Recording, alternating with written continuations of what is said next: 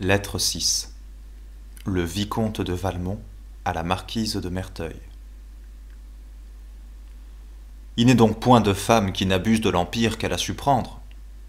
Et vous-même, vous que je nommais si souvent mon indulgente ami, vous cessez enfin de l'être, et vous ne craignez pas de m'attaquer dans l'objet de mes affections.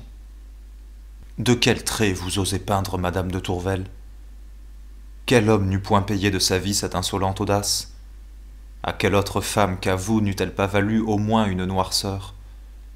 De grâce, ne me mettez plus à d'aussi rudes épreuves. Je ne répondrai pas de les soutenir. Au nom de l'amitié, attendez que j'aie eu cette femme, si vous voulez en médire. Ne savez-vous pas que la seule volupté a le droit de détacher le bandeau de l'amour? Mais que dis-je? Madame de Tourvel a-t-elle besoin d'illusions? Non. Pour être adorable, il lui suffit d'être elle-même. Vous lui reprochez de se mettre mal. Je le crois bien. Toute parure lui nuit, tout ce qui la cache la dépare. C'est dans l'abandon du négligé qu'elle est vraiment ravissante. Grâce aux chaleurs accablantes que nous éprouvons, un déshabillé de simple toile me laisse voir sa taille ronde et souple. Une seule mousseline couvre sa gorge, et mes regards furtifs mais pénétrants en ont déjà saisi les formes enchanteresses. Sa figure, dites-vous, n'a nulle expression, et qu'exprimerait-elle dans les moments où rien ne parle à son cœur? Non, sans doute, elle n'a point comme nos femmes coquettes ce regard menteur qui séduit quelquefois et nous trompe toujours.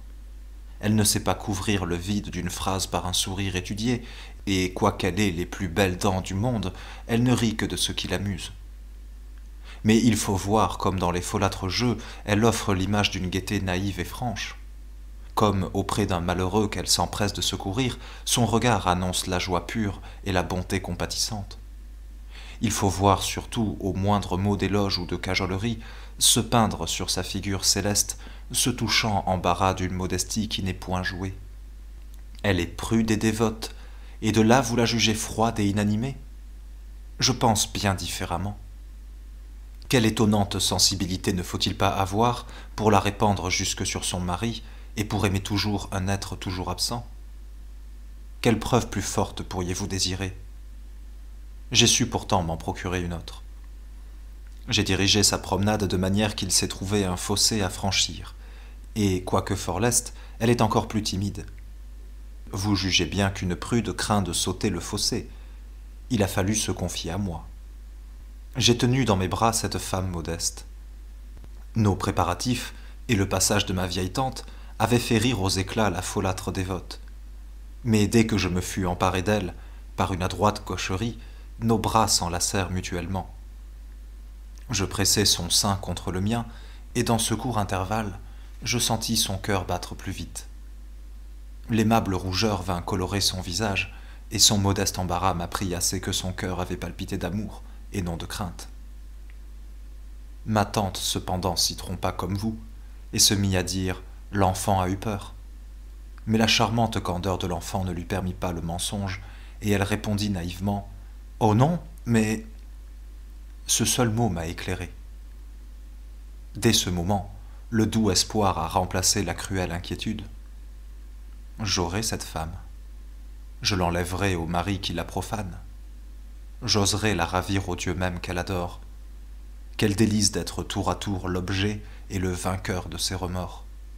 Loin de moi l'idée de détruire les préjugés qui l'assiègent, ils ajouteront à mon bonheur et à ma gloire. Qu'elle croie à la vertu, mais qu'elle me la sacrifie. Que ses fautes l'épouvantent sans pouvoir l'arrêter, et qu'agitée de 1000 terreurs, elle ne puisse les oublier, les vaincre que dans mes bras. Qu'alors, j'y consens, elle me dise « Je t'adore ». Elle seule, entre toutes les femmes, sera digne de prononcer ce mot. Je serai vraiment le Dieu qu'elle aura préféré. Soyons de bonne foi. Dans nos arrangements, aussi froids que faciles, ce que nous appelons bonheur est à peine un plaisir.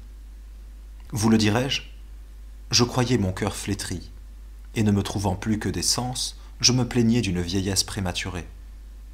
Madame de Tourvel m'a rendu les charmantes illusions de la jeunesse. Auprès d'elle, je n'ai pas besoin de jouir pour être heureux. La seule chose qui m'effraie est le temps que va me prendre cette aventure, car je n'ose rien donner au hasard.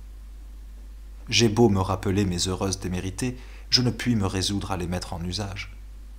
Pour que je sois vraiment heureux, il faut qu'elles se donnent, et ce n'est pas une petite affaire. Je suis sûr que vous admireriez ma prudence. Je n'ai pas encore prononcé le mot d'amour, mais déjà nous en sommes à ceux de confiance et d'intérêt.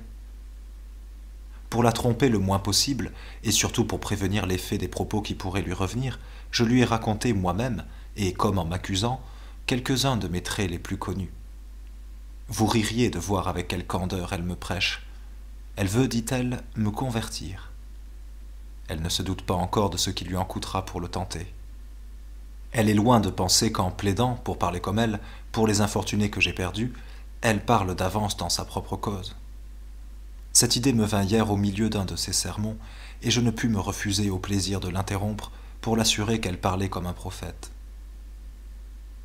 Adieu, ma très belle amie. Vous voyez que je ne suis pas perdu, sans ressources. PS. À propos, ce pauvre chevalier s'est-il tué de désespoir? En vérité, vous êtes 100 fois plus mauvais sujet que moi, et vous m'humilierez si j'avais de l'amour-propre. Du château, ce 9 août.